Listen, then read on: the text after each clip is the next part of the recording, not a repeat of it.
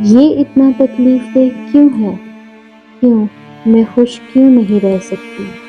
یہ سب میرے ساتھ ہی کیوں ہوتا ہے؟ ایسا لگتا ہے کہ میں اندھیرے گھڑے میں ہوں اور کبھی باہر نہیں نکل سکتا۔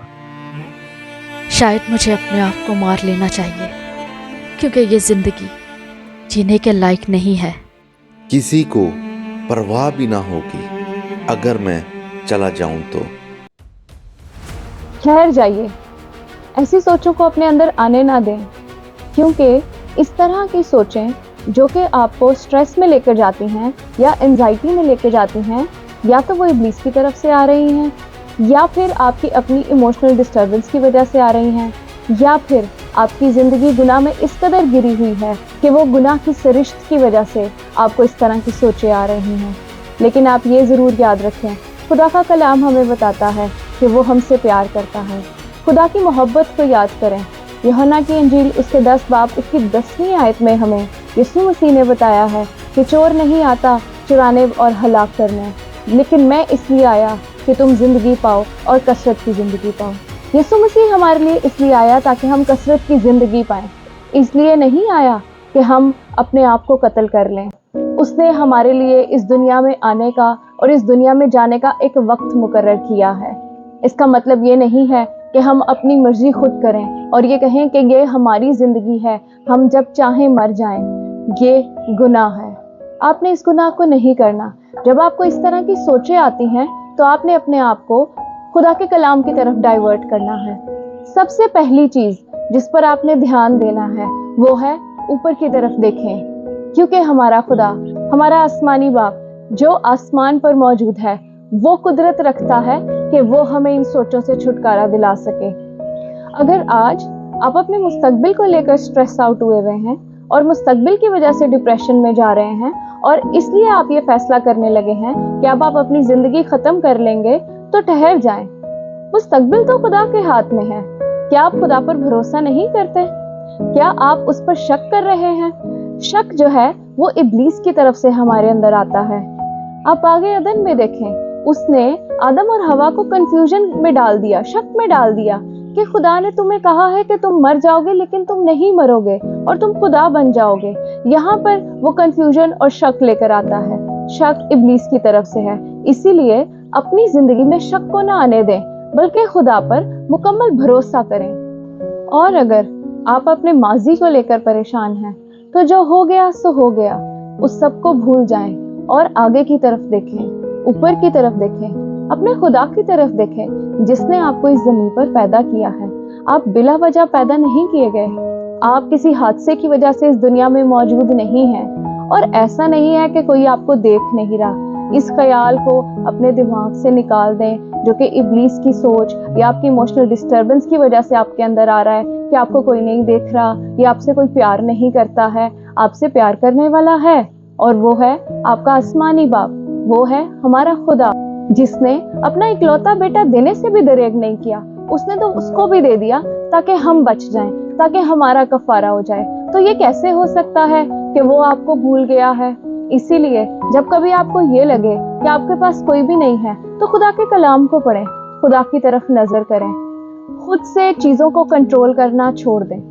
ہم کلام میں سے دیکھتے ہیں پہلا پطرس کا خط، اس کا 5 باب 6 سے 7 آیت۔ بس خدا کے قوی ہاتھ کے نیچے فروتنی سے رہو تاکہ وہ تمہیں وقت پر سر بلند کرے، اور اپنی ساری فکر اس پر ڈال دو کیونکہ اس کو تمہاری فکر ہے۔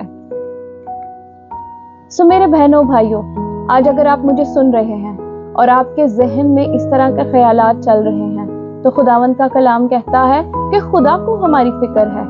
ہم اپنی فکر کر کر اپنے لیے کچھ بھی نہیں کر سکتے۔ خدا کی طرف دیکھنا شروع کریں۔ اگر آپ اندھیری کھائی میں ہیں تو اوپر خدا کی طرف دیکھیں، خدا آپ کو ہاتھ بڑھا کر نکال لے گا۔ لیکن اگر آپ نیچے ہی دیکھتے رہیں گے تو آپ اسی اندھیرے کے اندر لڑتے رہ جائیں گے، اور آخر میں یہ سوچیں، یہ خیال، یہ شک، یہ سب آپ کو دبا لے گا۔ اگر خوف کی وجہ سے آپ کے اندر ایسی چیزیں آ رہی ہیں تو ہمیں یہ کلام بتاتا ہے کہ خدا نے ہمیں خوف کی روح نہیں دی ہے، بلکہ اس نے ہمیں قدرت، تربیت اور محبت کی روح بخشی ہے۔ اسی لیے ہم خوفزدہ نہ ہوں۔ خداوند کا کلام ہمارے لیے بیش بہا وعدوں سے بھرا ہوا ہے۔ جب کبھی اس طرح کی سوچیں آپ کو گھیر لینے لگیں तो सबसे पहले आपने ये सोचना है कि ये सोचें आ कहाँ से रही हैं, ये शक पैदा कहाँ से हो रहा है, कौन सी जगह है जहाँ से ये ओरिजिनेट हो रही है। अगर तो आपकी गुनाह की सिरिश्त है तो तौबा करें, खुदा के पास आएं। एक वही है हल, इसके अलावा कोई हल नहीं है। कोई इंसान आपको इन सोचों से निकाल नहीं सकता, कोई भी आपको इससे बचा नहीं सकेगा, सिर्फ खुदा है। उसके पास आएं, अपने गुनाहों से तौबा करें, रूहुल कुदस से कहें कि वो आपको सैंक्टिफाई करे, आपको पाक करना शुरू करे और आप इन सोचों से लड़ पाएंगे। अगर ये सोचें आपकी इमोशनल डिस्टर्बेंस की वजह से है तो भी खुदा के कलाम को पढ़ें। खुदा के कलाम में हमें तसल्ली और इत्मीनान मिलता है और ऐसा इत्मीनान कहीं भी नहीं मिलता। खुदावंद का कलाम हमें बताता है, यूहन्ना उसका 14वां बाब उसकी 27वीं आयत में लिखा है, मैं तुम्हें इत्मीनान दिए जाता हूँ, अपना इत्मीनान तुम्हें देता हूँ। जिस तरह दुनिया देती है मैं तुम्हें उस तरह नहीं देता, तुम्हारा दिल ना घबराए और ना डरे। ये खुदावंद यीशु का वादा है हमारे लिए।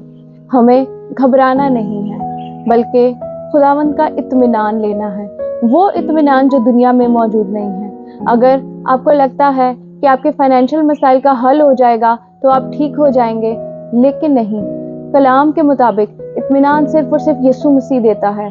इसीलिए दुनियावी हल से बेहतर है अब आप खुदावंद यीशु मसीह के पास आ जाएं। खुदावंद यीशु मसीह से उस इत्मीनान को ले लें जो वो हमारे लिए इस दुनिया में छोड़ के गया है।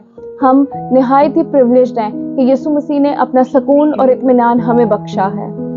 आज आप अगर इस बात से परेशान हैं कि मेरे साथ ही बुरा क्यों हो रहा है, मैं इतना अच्छा हूँ और सारी बुराई मेरे साथ ही क्यों होती है, तो मैं आज आपको ये बात बताना चाहूंगी कि नेक इंसान इस दुनिया में एक ही था और वो था यीशु मसीह। उसके अलावा कोई नेक नहीं है। इसीलिए आप ये नहीं कह सकते कि मैं अच्छा हूँ और मेरे साथ बुरा हो रहा है। अच्छा तो वो था, वो यीशु मसीह था, और बुरा उसके साथ हुआ। जैसे उसको मारा गया, उसको ना अपनाया गया और उसने वो सब कुछ कबूल किया हमारे लिए, उसने वो मौत ली हमारे लिए। तो आज जब वो हमें जिंदगी देकर गया है तो हम क्यों भागते हैं कि मौत को ही गले लगा लें।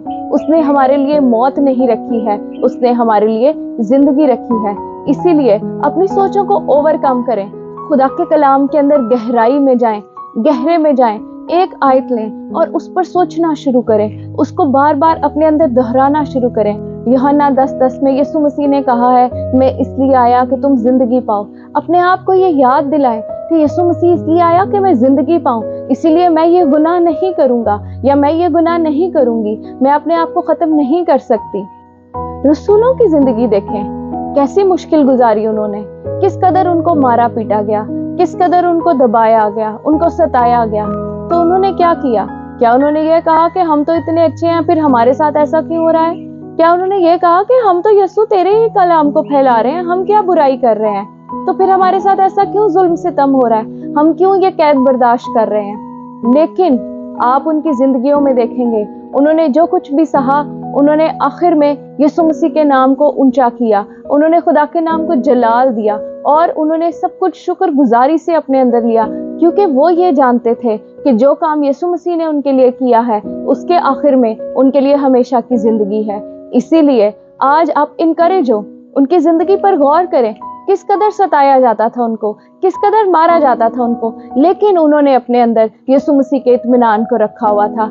आज हम भी अगर सताए जा रहे हैं, हम भी अगर परेशान हैं, हम भी अगर डिप्रेशन का शिकार हैं, तो हम इसमें निकल सकते हैं, हम इसमें से बाहर आ सकते हैं, क्योंकि हमारे लिए इत्मीनान और तसल्ली यीशु मसीह में है। जब हम अपने आप को यीशु मसीह में पेवस्त कर लेते हैं तो हमारे अंदर इत्मीनान आ जाता है। पौलुस रसूल फिलिपियों के खत उसके 4 बाब उसकी 13 आयत में कहता है, जो मुझे ताकत बख्शता है उसमें मैं सब कुछ कर सकता हूँ। अब जब ताकत बख्शने वाला वो है, जब हमें कुव्वत देने वाला वो है, तो हम डिमोटिवेट ना हो जाए कि मैं कुछ नहीं कर सकता, या मेरी जिंदगी वर्थलेस है, या मेरी जिंदगी में कुछ अच्छा हो नहीं रहा।